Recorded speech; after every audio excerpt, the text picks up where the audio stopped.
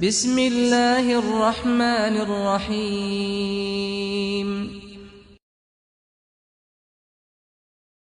انا للہ و انا الیہ راجعون۔ قابل صد احترام محترم سامعین اکرام، ہر قسم کی تعریفات اس خالق مالک ارض و سماوات کے لیے، اور لاکھوں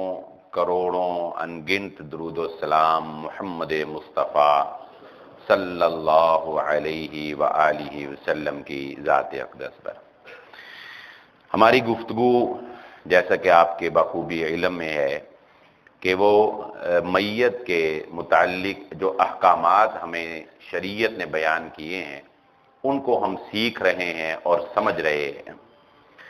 سب سے پہلے یہ بات ذہن نشین رکھ لیجئے کہ چاہے کسی کی موت کی خبر ہو یا اس کے علاوہ کوئی بھی ایسی خبر جو کہ غمگین کر دینے والی ہو، کوئی نقصان کی خبر ہو، تو سب سے پہلے انسان کو خبر ملتے ہی، خبر سنتے ہی کیا کہنا چاہیے؟ انا للہ و انا الیہ راجعون۔ الذین اذا اصابتہم مصیبہ، ایمان والوں کی یہ نشانی ہے کہ جب بھی انہیں کسی قسم کی کوئی بھی مصیبت، کوئی بھی پریشانی، کوئی بھی دکھ، کوئی بھی تکلیف پہنچتی ہے تو وہ انا للہ و انا الیہ راجعون کہتے ہیں۔ یہ اس بات کا اظہار ہوتا ہے کہ ہمارا اپنا تو کچھ بھی نہیں ہے، نہ ہمارا کوئی کمال ہے، نہ ہم کسی نقصان سے اپنے آپ کو خود بچا سکتے ہیں۔ اللہ رب العزت کے اختیار میں ہی ہے سارا کچھ، اللہ کی امانت ہی اللہ نے اپنے پاس واپس لے لی، ہم روک نہیں سکتے، ہم کچھ کر نہیں سکتے، ہم اللہ کی رضا میں راضی ہیں۔ یہ جملہ، یہ آیت مبارکہ انا للہ و انا الیہ راجعون کہ بے شک اللہ ہی کے لیے ہے اور اسی کی طرف لوٹ کر جانے والے، یہ اس بات کا اظہار ہے کہ ہم اللہ کی رضا میں راضی ہیں۔ اب آئیے اپنی گفتگو کا آغاز وہیں سے کرتے ہیں جہاں ہم نے سلسلہ کلام جو ہے وہ روکا تھا کہ میت کو غسل دینا اور اس کا ایک مختصر طریقہ کار جو ہے وہ میں نے آپ کے گوش گزار کیا تھا۔ اب اگلا جو مرحلہ آتا ہے وہ آتا ہے اس کو کفن دینے کا، یعنی غسل کے بعد جو اگلا مرحلہ ہے وہ کفن دینے کا ہے۔ کفن دینے کے لیے رسول اللہ صلی اللہ علیہ وآلہ وسلم نے یہ ترغیب دی ہے، نبی صلی اللہ علیہ وسلم نے یہ ترغیب دی ہے کہ اپنے مردوں کو سفید کپڑے میں کفن دیا کرو، اپنے مردے کو سفید کپڑوں میں کفن دیا کرو۔ لیکن یہ ضروری نہیں ہے کہ سفید کپڑوں میں ہی کفن دیا جائے۔ بعض لوگ اپنی زندگی میں اپنا کفن جو ہے وہ بنا کر حج یا عمرہ کے لیے جاتے ہیں اور زمزم کے پانی سے اس کو دھو لاتے ہیں اور کہتے ہیں کہ ہمیں اس میں کفن دیا جائے۔ ایسا کرنے میں کوئی حرج والی بات نہیں ہے، لیکن یہ نہیں سمجھا جائے گا کہ اس زمزم سے دھونے کی وجہ سے ہمارے کفن میں ہمیں کوئی برکت حاصل ہوگی یا ہمیں قبر کے عذاب سے ہمیں بچا لیا جائے گا۔ ایسا کوئی عقیدہ اگر رکھ کے کرے تو پھر غلط ہے، ایسا کوئی نظریہ نہیں ہونا چاہیے۔ ویسے اگر کسی کا دل چاہتا ہے کہ میرا کفن میں خود سلیکٹ کروں، خود بناؤں، زمزم سے اس کو دھو لوں، تو زمزم کی ایک پانی کی ایک فضیلت ہے، تو اس میں کوئی حرج نہیں، میں اس کی دلیل انشاءاللہ دوں گا تو آپ کو بات سمجھ میں آ جائے۔ تو یہ ضروری نہیں ہے کہ افضل بہتر یہی ہے، لیکن اگر انسان کی اپنی، مرنے والے کی اپنی خواہش ہو کہ اسے فلاں کپڑے میں کفن دیا جائے یا وہ وصیت کرے کہ مجھے فلاں کپڑے میں کفن دیا جائے، تو اس کو اسی کپڑے میں کفن دینا چاہیے۔ اور یہ بات بھی حضرت ابو سعید خدری رضی اللہ تعالیٰ عنہ کی روایت میں ہے، اور ان کا یہ عمل تھا کہ انہوں نے فوت ہونے سے پہلے جو ہے ایک لباس منگوایا خاص، اور وہ لباس پہنا، فوت ہونے سے پہلے وہ لباس پہنا۔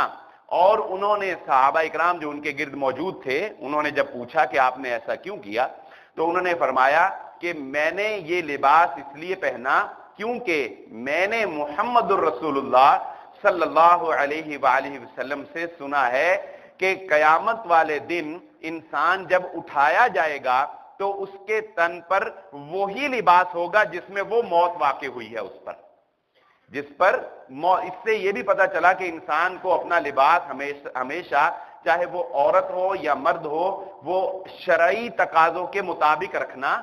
چاہیے۔ تو اور دوسری ایک حدیث میں یہ بھی آتا ہے کہ قیامت والے دن جب انسانوں کو اٹھایا جائے گا تو وہ برہنہ حالت کے اندر ہوں گے۔ یہ دو روایات ہیں، بظاہر یوں نظر آتا ہے کہ ان دونوں روایتوں میں تعارض ہے، ایک دوسرے کے خلاف ہیں، لیکن علماء کرام نے اس کی تطبیق یوں دی ہے کہ انسان اول جب قبر کھلے گی تو اس وقت اس کے تن پر جو لباس ہوگا وہ وہی ہوگا جس میں اس کی موت واقع ہوئی، اور اس کے بعد ساروں کے لباس جو ہے وہ ختم کر دیے جائیں گے، اور انسان جو ہے وہ برہنہ حالت میں اپنے رب کے سامنے پیش ہوگا۔ اس دن اتنی ہوش ہی کسی کو نہیں ہوگی کہ وہ کسی دوسرے کی طرف جو ہے وہ دیکھے۔ جس طرح آپ دیکھیں کہ کبھی کوئی بہت غم زدہ انسان ہو نا، وہ اپنی نظر کو کہیں ٹکا کر دیکھ بھی رہا ہو، ہمارے ساتھ بھی ایسے ہوتا ہے، ہم کسی بہت گہری سوچ میں ہوں تو نظر کو کہیں ٹکا کر دیکھ بھی رہے ہوں، تو ہماری نظر تو وہاں ہوتی ہے، دیکھنے والے کو ایسے لگتا ہے جیسے ہم وہاں دیکھ رہے ہیں، لیکن ہم وہاں دیکھ نہیں رہے ہوتے، ہمیں نظر نہیں آ رہا، ہماری حس جو ہے وہ ہمارا ساتھ نہیں دے رہی ہوتی، ہمارا دماغ ہمارا ساتھ نہیں دے رہا ہوتا، ہماری نظر وہاں ٹکی ہوتی ہے لیکن ہمیں کچھ بھی محسوس نہیں ہو رہا ہوتا، بہت زیادہ غم، پریشانی، سوچ فکر میں یہ کیفیت انسان کے اوپر طاری ہوتی۔ تو یہ بھی جائز ہے کہ آپ اپنے لیے اپنا وفات سے پہلے وصیت کر جائے کہ مرتے وقت مجھے یہ لباس پہننا چاہیے، یا مرض الموت میں اگر انسان مبتلا ہے اور اس کی خواہش ہے کہ میں فلاں لباس اچھا ہے، فلاں لباس میں نے عمرہ کیا تھا، فلاں میں نے حج کیا تھا، یا کوئی ایسا ایک خاص کو فلاں لباس مجھے بڑا پسند ہے، وہ پہن لیا جائے، یا وہ وصیت کرے کہ مجھے پہنایا جائے، تو یہ عمل بالکل درست ہے، صحابہ اکرام سے ایسا کرنا ثابت۔ اب وہ جو دلیل میں دے لگاؤں کہ انسان اپنی زندگی میں اپنا کفن مقرر کر سکتا ہے، ضروری نہیں ہے کہ وہ وائٹ ہی ہو، ہاں وہ بات ذہن نشین رکھیں کہ کفن کیسا بھی ہو، یہ نہیں ہو سکتا کہ کفن کسی پیر نے دیا ہو یا کسی استاد کا ہو تو وہ آپ کو عذاب سے بچا رہے، اللہ سب کو محفوظ فرمائے، یعنی اس کفن کی آپ کے اعمال ہی کام آنے والے ہیں وہاں پر جا کر۔ تو حضرت عبد الرحمن بن عوف رضی اللہ تعالیٰ عنہ نے ایک دفعہ اللہ کے نبی صلی اللہ علیہ وآلہ وسلم کے تن پر ایک چادر دیکھی، تو نبی صلی اللہ علیہ وآلہ وسلم کو وہ تحفے میں آئی تھی، اور صحابہ کرام نے تعریف بھی کی کہ آپ کو یہ چادر بہت پیاری لگ رہی ہے، تو انہوں نے نبی صلی اللہ علیہ وآلہ وسلم سے وہ چادر مانگ لی۔ آپ صلی اللہ علیہ وآلہ وسلم نے فوراً وہ چادر اتار کر حضرت عبد الرحمن بن عوف رضی اللہ تعالیٰ عنہ کو دے دی۔ جب مجلس ختم ہوئی تو صحابہ کرام نے پوچھا، اور دیکھنے میں ایک لگتا بھی ہے کہ نبی صلی اللہ علیہ وسلم نے ایک چادر پہنی، لوگ تعریف بھی کر رہے ہیں اور آپ مانگ لیں ان سے، لیکن آپ صلی اللہ علیہ وسلم کی سخاوت کا عالم یہ تھا، آپ نے کچھ نہیں کہا، اسی وقت دے دیا۔ تو لوگ صحابہ نے اعتراضاً کہا کہ آپ نے نبی صلی اللہ علیہ وآلہ وسلم سے چادر کیوں مانگ لی؟ صحابہ کے کوئی حرص طمع والی تو بات ہے ہی نہیں ہے صحابہ میں، اور وہ دور۔ تو حضرت عبد الرحمن بن عوف رضی اللہ تعالیٰ فرماتے ہیں کہ میں نے یہ چادر اس لیے نہیں مانگی کہ مجھے کوئی چادر کی طمع یا لالچ تھی، میں نے یہ چادر اس لیے مانگی ہے تاکہ مجھے اس چادر کے اندر کفن دیا جا سکے، تاکہ مجھے اس چادر کے اندر کفن دیا جائے، اور پھر ان کو اس چادر کے اندر کفن دیا گیا۔ تو مجبوراً تو ظاہر ہے، جس طرح کہ حضرت مصعب بن عمیر رضی اللہ تعالیٰ عنہ جب شہید ہو گئے، ان کو کفن دینے کے لیے جو ہے وہ پورا کپڑا نہیں تھا، تو ان کے نبی صلی اللہ علیہ وسلم سے صحابہ نے پوچھا کہ اگر پاؤں ڈھانپتے ہیں تو سر ننگا ہوتا ہے، اور سر ڈھانپتے ہیں تو پاؤں ننگے ہوتے ہیں۔ اللہ کے نبی صلی اللہ علیہ وسلم فرمایا کہ سر ڈھانپ دو اور ان کے پاؤں کے اوپر اذخر گھاس جو ہے وہ ڈال دو، اور اس طرح ان کو کفن دیا گیا۔ تو مجبوراً تو یہ انسان کرتا ہی ہے، لیکن مجبوری کے علاوہ بھی انسان سفید کپڑے کے علاوہ اپنی مرضی سے اپنا کفن جو ہے وہ اپنی زندگی میں مقرر کر سکتا ہے، اس کی گنجائش شریعت کے اندر موجود ہے۔ لیکن انسان کو جو کفن سنت کے مطابق دوسرے لوگوں نے پہنانا ہے، اس کا طریقہ کار کیا ہونا چاہیے؟ تین چادروں کے اندر کفن دیا جاتا ہے۔ اس میں تھوڑا سا اختلاف ہے، وہ میں آپ کے ساتھ گوش گزار کر دیتا ہوں کہ کیا عورت اور مرد کے کفن کے اندر کفن دینے میں کوئی فرق ہے؟ ایک اصول کی بات ذہن نشین رکھ لیں، جتنے بھی احکامات ہیں وہ مرد اور عورت کے لیے ایک جیسے ہی ہوتے ہیں، جتنے بھی احکامات ہیں جن میں مردوں کو بھی مخاطب کیا گیا ہے ان میں عورتیں بھی قرآن میں شامل ہیں. جتنے بھی احکامات ہیں وہ مرد اور عورت برابر ایک دوسرے کے لیے برابر ہیں، یعنی احکامات میں سب ایک طرح شریک ہیں، سوائے اس کے کہ عورتوں کے لیے الگ حکم کی کوئی تخصیص، کوئی دلیل آ جائے، یا مردوں کے لیے یہ حکم الگ ہے اس کی کوئی دلیل آ جائے. بات سمجھ رہے ہیں؟ اب پردے کا حکم ہے، پردے کا حکم پتہ ہے نا کہ صرف عورتوں کے لیے، اب آپ اس میں مردوں کو تو شامل نہیں کر سکتے نا. کیوں؟ کیونکہ اس بات کی دلیل موجود ہے کہ اللہ رب العزت نے یہ حکم صرف عورتوں کو دیا ہے، مردوں کو نگاہیں نیچی رکھنے کا کہا اور عورتوں کو بھی نگاہیں نیچی رکھنے کا کہا. تو یہ ایک اصولی بات ہے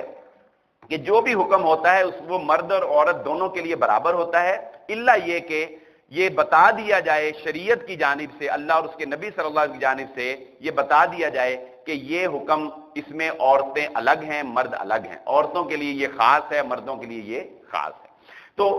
ایک روایت آتی ہے ابو داود کی جس میں حضرت ام عطیہ رضی اللہ تعالی عنہا بیان کرتی ہیں کہ اللہ کے نبی صلی اللہ علیہ وآلہ وسلم کی بیٹی ام کلثوم رضی اللہ تعالی عنہا کو ہم نے جب کفن دیا، اللہ کے نبی صلی اللہ علیہ وآلہ وسلم دروازے کے باہر موجود تھے، نبی صلی اللہ علیہ وآلہ وسلم ہمیں چادریں پکڑاتے تھے اور ہم ان کی بیٹی کو کفن دیتے تھے. اس میں یہ بات موجود ہے کہ نبی صلی اللہ علیہ وسلم نے ہمیں پہلے ایک تہبند یعنی نیچے حصہ کمر سے نیچے تہبند جو ہے وہ دیا، پھر اللہ کے نبی صلی اللہ علیہ وسلم نے ہمیں ایک قمیض دی، پھر اللہ کے نبی صلی اللہ علیہ وسلم نے ہمیں ایک دوپٹہ دیا، پھر اللہ کے نبی صلی اللہ علیہ وسلم نے ایک بڑی چادر دی جس میں ہم نے ان کو کفن دیا، اور پھر اس کے بعد ایک اور بڑی چادر جو ہے اللہ کے نبی صلی اللہ علیہ وسلم نے ہمیں دی، لفافہ جس میں ہم نے ان کو پورا جو ہے وہ بند کر دیا. یعنی اس روایت کے اندر عورت کو 5 چادروں کے اندر یا 5 کپڑوں کے اندر کفن دینے کا ذکر اللہ کے نبی صلی اللہ علیہ وآلہ وسلم سے موجود ہے. علامہ البانی رحمہ اللہ تعالی نے اور دیگر بہت سے محققین نے اس روایت کو ضعیف قرار دیا ہے، لیکن شیخ ابن باز رحمہ اللہ تعالی نے اپنے فتاوی میں اس بات کو نقل کیا ہے کہ اس روایت کے شواہد جو ہیں وہ موجود ہیں، یعنی دوسری ایسی روایات موجود ہیں جن سے اس کی تائید ہوتی ہے. اس لیے شیخ ابن باز رحمہ اللہ تعالی اس فتوے پر تھوڑی سی نرمی اور وسعت کا اظہار کرتے ہوئے یہ بات کہتے ہیں کہ اس میں وسعت ہے،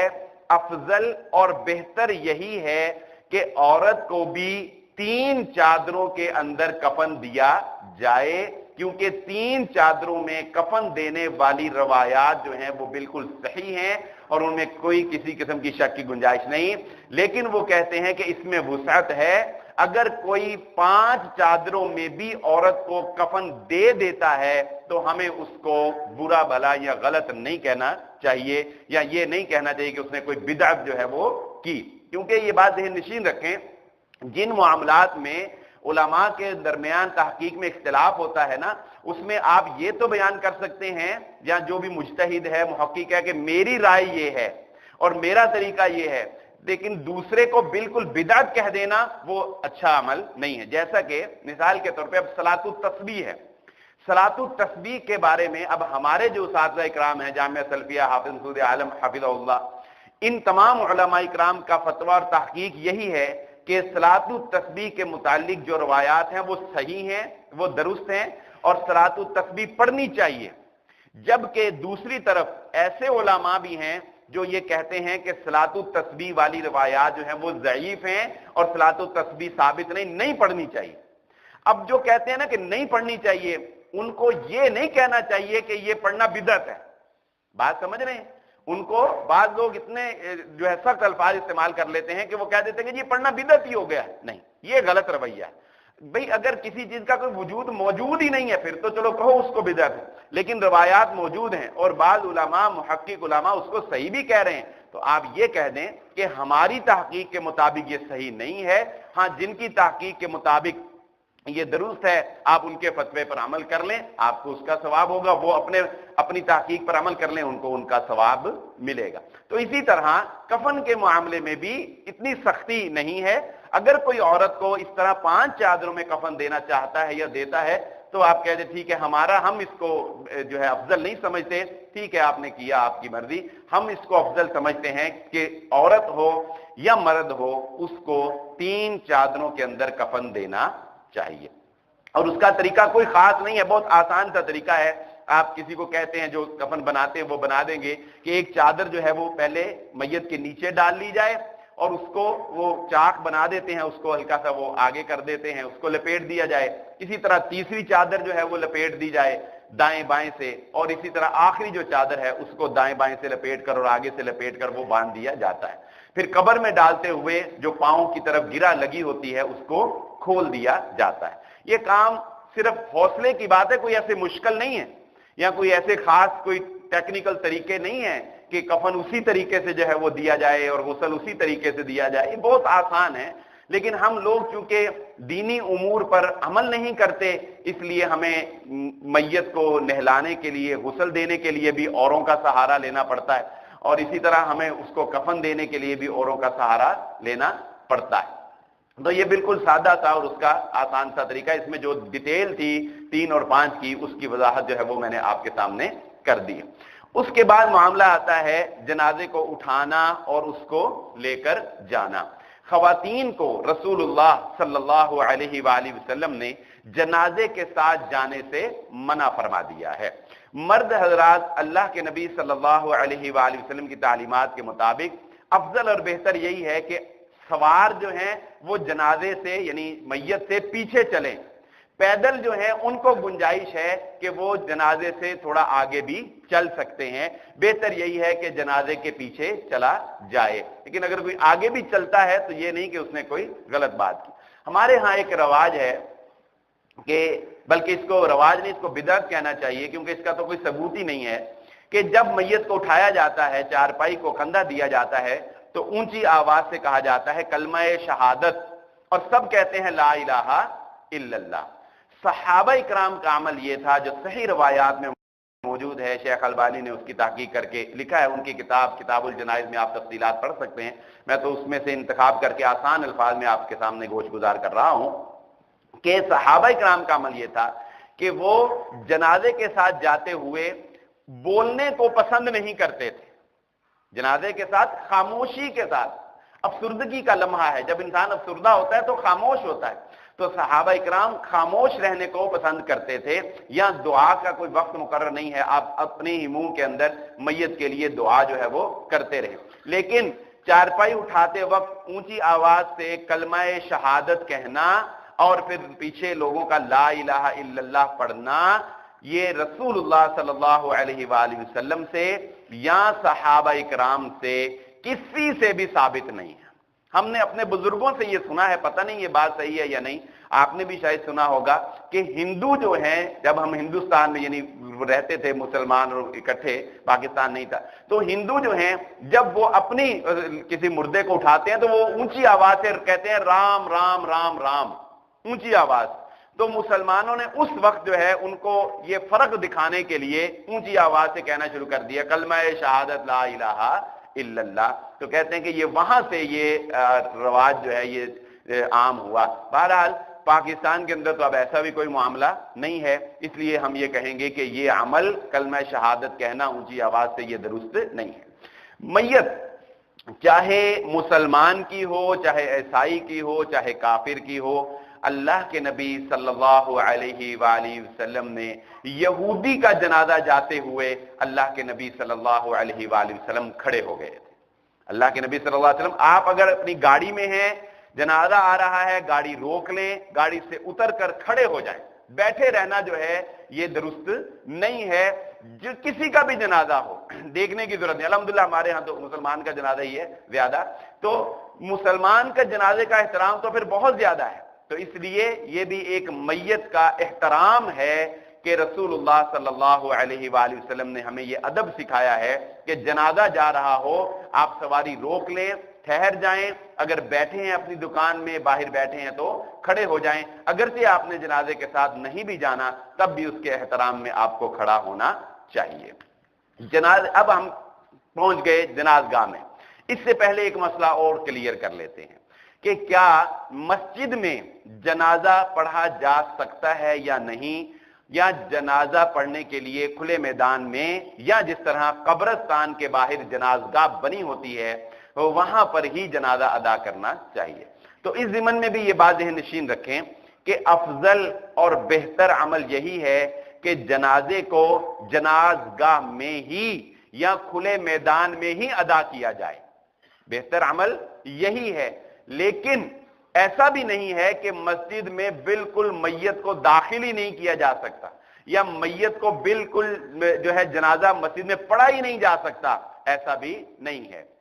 اگر کبھی بارش ہو رہی ہو، بامر مجبوری، یا کوئی کھلا میدان نہ ہو، یا جنازگاہ نہ ہو، یا کوئی اور کسی قسم کا مسئلہ ہو، تو کوشش یہ کی جا سکتی ہے کہ جنازہ مسجد کے اندر پڑھا جائے۔ صحیح مسلم کی روایت ہے، حضرت عائشہ صدیقہ رضی اللہ تعالیٰ عنہ نے صحابہ اکرام کو، حضرت سعد بن وقاص رضی اللہ تعالیٰ عنہ جس وقت وفات پائی انہوں نے، تو حضرت عائشہ، اس حدیث سے دو باتیں ہمیں انشاءاللہ سمجھ آ جائیں گی۔ حضرت عائشہ صدیقہ رضی اللہ تعالیٰ عنہ نے کہا کہ ان کا جنازہ مسجد میں لے کے آؤ، مسجد النبوی میں، آپ کا گھر ساتھ تھا حجرہ، تو مسجد میں لے کر آؤ تاکہ میں اس کا جنازہ ادا کروں۔ اس سے یہ پتا چلا کہ اگر خواتین جو ہیں وہ جنازہ پڑھنا چاہیں تو خواتین جنازہ پڑھ سکتی ہیں، جس طرح عام نماز خواتین جو ہے پڑھ سکتی ہیں، اور نبی صلی اللہ علیہ وسلم کے دور میں پڑھا کرتی تھی مردوں کے پیچھے صفے بنا کر، تو اس طرح جنازہ بھی ایک نماز ہے، خواتین پڑھ سکتی ہیں۔ اور دوسری بات کہ جنازہ جو ہے وہ مسجد میں لایا جا سکتا ہے۔ حضرت عائشہ رضی اللہ تعالیٰ عنہ نے کہا کہ لاؤ اس کو مسجد میں، لیکن صحابہ اکرام مسجد میں نہیں لے کر آئے، تو مزید وضاحت حضرت عائشہ صدیقہ رضی اللہ تعالیٰ عنہ نے یہ فرما دی کہ لوگ کتنی جلدی بھول جاتے ہیں کہ اللہ کے نبی صلی اللہ علیہ وسلم نے حضرت سہل رضی اللہ تعالیٰ عنہ کا جنازہ مسجد میں ادا کیا تھا، یعنی نبی صلی اللہ علیہ وآلہ وسلم کا عمل حضرت عائشہ صدیقہ رضی اللہ تعالیٰ عنہ نے بیان کر دیا کہ نبی صلی اللہ علیہ وسلم نے مسجد کے اندر فلاں صحابی کا جنازہ جو ہے وہ ادا کیا تھا۔ تو اس روایت سے، اور صحیح مسلم کی یہ روایت ہے جس کے اندر شک کی کوئی گنجائش نہیں ہے، یہ واضح طور پر ہمیں پتہ چل گیا کہ مسجد کے اندر جنازہ ادا کرنے میں کوئی قباحت نہیں ہے۔ اور ایک مسئلہ ذہن سے رہ گیا، جس نے میت کو غسل دیا ہے، یہ پیچھے سے ہم تھوڑا پیچھے چلے جائیں، جس نے میت کو غسل دیا ہے اس کا غسل کرنا یا اس کا وضو کرنا، تو اس بارے میں بھی نرمی ہے، اور اس کا لب لباب اور خلاصہ میں ذکر کر دیتا ہوں، صرف بحث لمبی ہے اس میں، کہ ایک روایت میں اس بات کا ذکر ہے کہ اللہ کے نبی صلی اللہ علیہ وآلہ وسلم نے حکم دیا کہ جو انسان میت کو غسل دے وہ خود بھی غسل کرے، لیکن دیگر بہت سی روایات میں اور صحابہ اکرام کے عمل میں، جیسا کہ حضرت عبداللہ بن عمر رضی اللہ تعالیٰ عنہ سے اور دیگر صحابہ سے یہ ثابت ہے کہ وہ یہ کہتے ہیں کہ ہم میں سے کوئی اگر میت کو غسل دیتا تھا تو وہ لازماً غسل نہیں بھی کرتا تھا۔ تو اس متعلق تمام روایات کو اکٹھا کرنے کے بعد علماء کرام نے جو خلاصہ کلام نکالا ہے وہ یہ ہے کہ میت کو غسل دینے والا اگر غسل کر لے تو یہ مستحب ہے، یہ بہتر ہے، لیکن اس کے اوپر غسل کرنا فرض نہیں ہوتا۔ میت کو غسل دینے والے پر غسل کرنا فرض نہیں ہے، لیکن اگر وہ غسل کر لیتا ہے تو یہ مستحب عمل ہے۔ نبی صلی اللہ علیہ وسلم نے جو کہا کہ غسل کرے اس کو استحباب کے اوپر محمول کیا جائے گا، دیگر تمام روایات کو مد نظر رکھتے ہوئے۔ جنازگاہ کے اندر آپ پہنچ گئے، جنازہ بھی ایک نماز ہے جس طرح کے دوسری نمازیں ہیں، ہاں طریقہ کار اس کا مختلف ہے، اور ہر نماز کا طریقہ مختلف ہے۔ ہر نماز، فجر کی نماز کا طریقہ 2 رکعت ہیں، ظہر کی 4 ہیں، سری ہے، فجر جہری ہے، اور مغرب 3 رکعتیں جہری ہیں، عشاء جو ہے وہ 4 ہیں، تو ہر کوئی نہ کوئی فرق ڈفرنس ہے نا۔ اسی طرح صلاۃ الکسوف، صلاۃ الخسوف، یہ چاند گرہن اور سورج گرہن، ان کی نماز کا طریقہ کچھ اور ہے۔ اسی طرح صلاۃ الاستسقاء ہے، اسی طرح صلاۃ الخوف ہے۔ صلاۃ الخوف کے مختلف طریقے جو ہیں وہ قرآن میں بیان ہے، احادیث میں بیان ہے۔ تو نمازیں جو بھی ہیں ان کے تھوڑے تھوڑے فرق سے شریعت نے ہمیں ان کے طریقے مختلف بیان کیے ہیں ساری نمازیں. تو ہر نماز جو ہے اس کے لیے وضو ضروری ہے, وضو کے بغیر نماز نہیں ہوتی. اسی طرح صلاۃ الجنازہ, جنازہ جو ہے یہ بھی ایک نماز ہے, اور جس طرح ہر نماز کے لیے وضو ضروری ہے اسی طرح نماز جنازہ کے لیے بھی وضو کرنا ضروری ہے. یہ بہت بڑی سعادت ہے کسی انسان کے لیے جو رسول اللہ صلی اللہ علیہ وآلہ وسلم نے بیان فرمائی, اور بڑے بڑے محدثین اس بات کو جو ہے اپنے مخالفین کو ذکر کرتے رہے کہ ان کے مخالفین جب ان کے اوپر کوئی تان کرتے تھے یا جب ان کے مخالفین جو ہے وہ ان کو نیچا دکھانے کی کوشش کرتے تھے تو وہ انہیں پتہ کیا کہتے تھے, وہ کہتے تھے ہمارا اور تمہارا فرق جو ہے وہ ہمارے جنازے پر پتہ لگ جائے گا. جب ہمارے جنازے اٹھیں گے نا تو پتہ چلے گا. کیا پتہ چلے گا؟ کہ اللہ کے نبی صلی اللہ علیہ وآلہ وسلم نے ارشاد فرمایا جس شخص کے جنازے میں 40 بندے موحد جنہوں نے اللہ رب العزت کے ساتھ شرک نہ کیا ہو, وہ اس بندے کے لیے جب اللہ سے شفاعت سفارش کرتے ہیں اللہ رب العزت ان کی شفاعت کو لازماً قبول فرما لیتے ہیں. اب آپ دیکھ لیں کہ آپ کے ملنے والے کیسے ہیں. آپ کی پہلی صف جو جنازے کی بنے گی اس کے نمازی کون ہوں گے, آپ کے اقربا کون ہوں گے. تو میں تو سمجھتا ہوں کہ یہی کسی انسان کی بہت بڑی سعادت کی بات ہے کہ اس کا تعلق ایسے لوگوں سے ہو کہ کم از کم آپ کی میت میں, زندگی میں تو انسان سے بڑے گناہ بھی ہوتے ہیں, ہم گناہ گار ہیں, کم از کم اتنی کاوش اور کوشش تو ہونی چاہیے نا کہ یار ایسے لوگوں سے کوئی واسطہ کوئی تعلق ہو. آج کل ٹائم کس کے پاس, آج کل تو ٹائم ہی نہیں ہے لوگوں کے پاس. مصروفیت نے ہماری جانیں نکالی ہوئی ہیں, موبائل نے ہمیں جو ہے وہ دبوچ رکھا ہے, لیکن کم از کم نیک لوگوں سے اتنا تعلق ضرور بنا لیں کہ آپ کے جنازے میں 40 نیک بندے شریک ہو جائیں جنہیں کم از کم توحید کا پتہ ہو اور جو کم از کم آپ کے لیے دعا کرنا جانتے ہوں, جو کم از کم آپ کے لیے دعا کرنا جانتے. کیونکہ اللہ کے نبی صلی اللہ علیہ وآلہ وسلم نے ارشاد فرمایا کہ جب تم میت کے لیے دعا کرو, کسی اپنے بھائی کے لیے دعا کرو, فَأَخْلِصُوا لَهُ الدُّعَاء, تو خالص ہو کر خلوص نیت کے ساتھ اس کے لیے دعا کیا کرو, خلوص نیت کے ساتھ اس کے لیے دعا کیا کرو. تو یہ بہت بڑی سعادت کی بات ہے. اور اللہ کے نبی صلی اللہ علیہ وآلہ وسلم نے یہ بات بھی ارشاد فرمائی.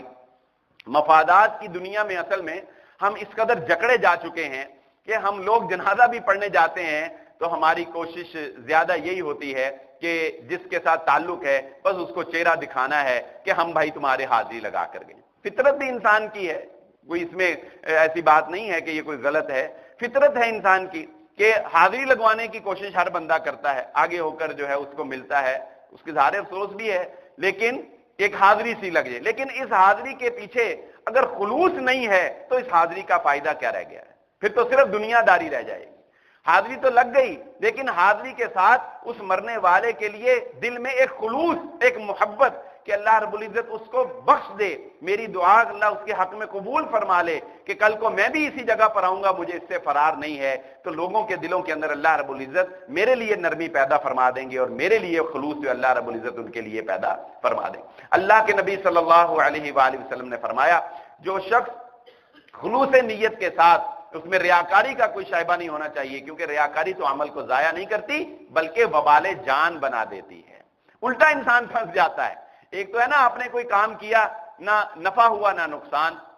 برابری پر چھوٹ گئے. ریاکاری ایسا گناہ ہے برابری پر نہیں چھوٹتا انسان, الٹا نیکی کر کے انسان کے گلے میں پھندا پڑ جاتا ہے. الٹا, کیونکہ اللہ کے نبی صلی اللہ علیہ وسلم نے فرمایا نا کہ جہنم کی آگ سب سے پہلے انہی 3 اشخاص سے بھڑکائی جائے گی, جس میں ایک عالم دین ہوگا, ایک شہید ہوگا, ایک سخی ہوگا جو ریاکاری کے لیے یہ کام کیا. تو نبی صلی اللہ علیہ وسلم نے فرمایا جو اپنے بھائی کا جنازہ پڑھتا ہے, اللہ کے نبی صلی اللہ علیہ وسلم فرمایا اس کو اللہ رب العزت 1 قیراط کے برابر ثواب عطا فرماتے ہیں, اور جو اس کو قبرستان تک دفنا کر آتا ہے اللہ رب العزت اس کو 2 قیراط کے برابر ثواب عطا فرماتے ہیں. یہ پیمانے ہماری سمجھ سے تھوڑے بالا تر ہیں, کیونکہ یہ غیب کی باتیں ہیں نا, کیسے یہ پیمانے بنے ہیں, کیسے وزن ہوگا نامہ اعمال کا, کیسے ہمارے عمل تولے جائیں گے, یہ اللہ رب العزت جانتا ہے, ہم سمجھ نہیں سکتے ابھی ان پیمانوں کو. تو نبی صلی اللہ علیہ وسلم صحابہ نے پوچھا اے اللہ کے نبی صلی اللہ علیہ وسلم 1 قیراط کے بارے میں تھوڑی وضاحت فرما دیں کہ 1 قیراط کتنا ہوگا. اللہ کے نبی صلی اللہ علیہ وسلم نے فرمایا ایک قرات پہاڑ جتنا ہوگا. اور یہ مرنے والے کا حق بھی ہے. جنازہ پڑھنا فرض عین اگرچہ نہیں ہے، فرض کفایہ ہے. جنازہ پڑھنا فرض کفایہ ہے، اور فرض کفایہ کی تعریف آپ سمجھتے ہوں گے، مختصر سی میں بیان بھی کر دیتا ہوں کہ فرض کفایہ یہ ہوتا ہے کہ وہ عمل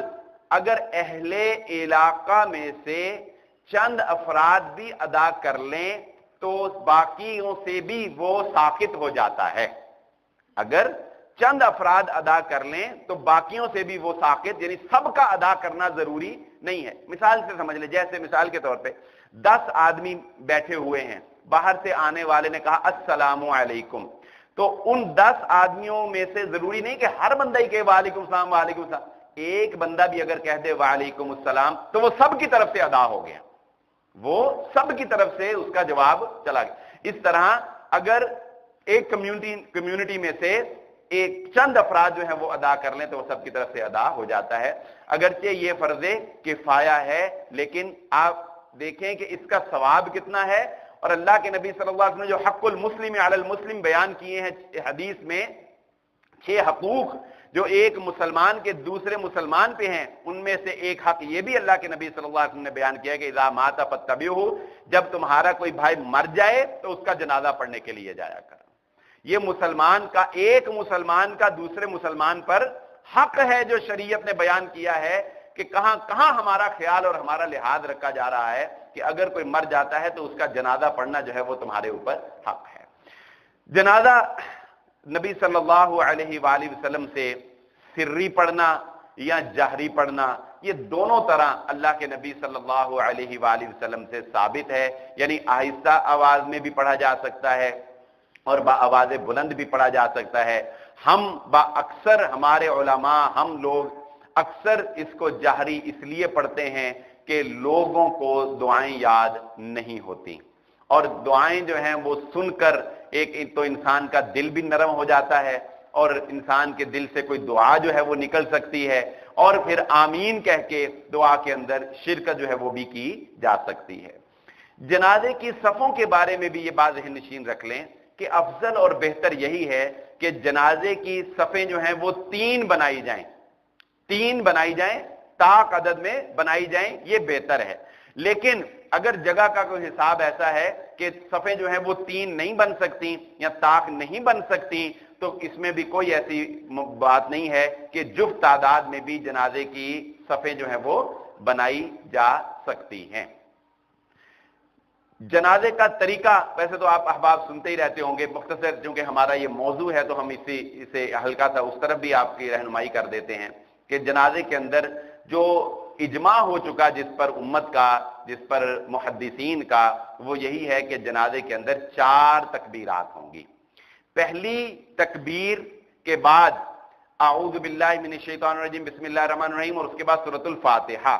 دعائے استفتاح جو ہے وہ بھی مستحب ہے، پڑھی جا سکتی ہے، پڑھ لیں تو بھی درست ہے، اگر نہیں پڑھتے تب بھی آپ کا جنازہ درست ہے. لیکن سورۃ الفاتحہ کے بغیر کوئی نماز نہیں ہے، اور صلاۃ الجنازہ یہ بھی ایک نماز ہے، اس لیے سورۃ الفاتحہ پڑھی جائے گی. اس کے بعد اللہ اکبر کہا جائے گا، اس کے بعد درود شریف پڑھی جائے گی، اس کے بعد اللہ اکبر کہا جائے گا، اور پھر میت کے لیے دعائیں مانگی جائیں گی جو بھی انسان کو مسنون دعائیں یاد ہیں. اس کے بعد اللہ اکبر کہا جائے گا اور سلام پھیر دیا جائے گا. ایک اہم مسئلہ جو اکثر لوگ غلطی کر جاتے ہیں، سمجھتے نہیں، اگر کوئی بندہ نماز جنازہ میں لیٹ ملا ہے، جس طرح آپ کہتے ہیں نا امام 4 رکعت کی امام آپ تیسری رکعت میں ملیں، چوتھی رکعت میں ملیں، تو وہ کیا کرے؟ لوگ عام طور پہ امام لیٹ بھی ملے ہوں تو امام کے ساتھ ہی سلام پھیر دیتے ہیں. ایسا کرنا غلط ہے، کیونکہ یہ بھی نماز ہے اور اس کا حکم بھی باقی نمازوں کی طرح ہی ہے. اور باقی نمازوں کے بارے میں رسول اللہ صلی اللہ علیہ وآلہ وسلم کا کیا حکم ہے کہ اللہ کے نبی صلی اللہ علیہ وسلم نے حدیث میں ارشاد فرمایا کہ جب تم نماز کے لیے آؤ تو سکینت کے ساتھ اور وقار کے ساتھ آؤ، سکون کے ساتھ اور وقار کے ساتھ آؤ. جو امام جس حالت میں ہو اس کے ساتھ مل جاؤ، اور جو نماز تمہاری باقی رہ جائے اس کو پورا کر لو، جو نماز تمہاری باقی رہ جائے اس کو پورا کر لو. تو اسی طرح نماز جنازہ میں اگر آپ دوسری تکبیر میں ملے ہیں یا تیسری میں ملے ہیں تو آپ کے لیے وہ پہلی ہی ہے. آپ اس کے بعد سورۃ الفاتحہ پڑھیں گے اور اسی طرح آپ جب امام دوسری تکبیر اپنی چوتھی کہتا ہے مثال کے طور پر، آپ کے لیے وہ دوسری ہے. آپ اس کے بعد درود شریف پڑھیں گے اور جب امام سلام پھیر دے گا اس کے بعد بھی آپ دعائیں پڑھیں گے، دعا پڑھ کر پھر تکبیر مکمل کریں گے اور پھر آپ سلام پھیریں گے. یعنی جس طرح عام نماز ہم جو جتنی امام کے ساتھ مل جاتی ہے پڑھتے ہیں، جو رہ جاتی ہے وہ بعد میں اپنی مکمل کر لیتے ہیں، اسی طرح نماز جنازہ اگر لیٹ ملے ہیں تو جتنی امام کے ساتھ ملیں گے وہ پڑھیں گے، جو رہ جائے گی اس کو آپ بعد میں مکمل کر کے سلام جو ہے وہ پھیر دیں گے. یہ طریقہ بھی کہیں بھی رسول اللہ صلی اللہ علیہ وسلم یا صحابہ سے ثابت نہیں. بعض لوگ یہ سمجھتے ہیں ایک طرف سلام پھیرتے ہیں ایک ہاتھ چھوڑ دیتے ہیں، دوسری طرف سلام پھیرتے ہیں دوسرا ہاتھ چھوڑ دیتے ہیں. یہ کہیں بھی اللہ کے نبی صلی اللہ علیہ وسلم ثابت نہیں ہے. بس سلام پھیریں جس طرح آپ عام نماز میں بیٹھے ہوتے ہیں تشہد میں، جب سلام پھیرتے ہیں دونوں طرف اس کے بعد آپ نماز سے باہر ہیں. اسی طرح صلاۃ الجنازہ میں بھی جب آپ سلام پھیر دیں گے اس کے بعد آپ نماز سے باہر ہیں، اپنے ہاتھ جو ہے جیسے مرضی کر لیں. میت کے لیے دعا کرنے کے ویسے تو دعا کا کوئی مقام نہیں ہے، آپ کسی وقت بھی دعا کر سکتے ہیں، ہر وقت اس کے لیے دعا کریں، دعا کے لیے کوئی خاص مقام نہیں ہے. لیکن ابتدا سے انتہا تک صرف 3 مقامات ایسے ہیں جن میں اللہ کے نبی صلی اللہ علیہ وآلہ وسلم نے میت کے لیے بطور خاص دعا کا کہا ہے یا ہمیں سکھایا ہے. اس کے علاوہ بطور خاص اہتمام کر کے میت کے لیے دعا کرنا رسول اللہ صلی اللہ علیہ وسلم سے یا صحابہ سے ثابت نہیں ہے. ایک مقام میں نے پچھلے جمعہ میں بیان کر دیا تھا کہ جس وقت کوئی فوت ہوتا ہے اسی وقت اس کے لیے دعا کرنا، کیونکہ اللہ کے نبی صلی اللہ علیہ وآلہ وسلم نے ارشاد فرمایا کہ اس وقت جو انسان دعا کرتا ہے تو فرشتے اس کی دعا پر آمین کہتے ہیں. ایک یہ مقام ہے کہ بطور خاص ہمیں دعا کرنی چاہیے. دوسرا مقام صلاۃ الجنازہ، جنازے کے اندر دعا کرنا میت کے لیے. اور تیسرا قبر پر میت کو دفنا دینے کے بعد اس کی قبر پر اس کے لیے ثابت قدمی کی دعا کرنا، یہ رسول اللہ صلی اللہ علیہ وسلم سے ثابت. تو یہ 3 مقامات. اس کے علاوہ جیسا کہ ہمارے ہاں یہ ایک عجیب سا دیکھا جاتا ہے رواج ہے کہ نماز جنازہ ادا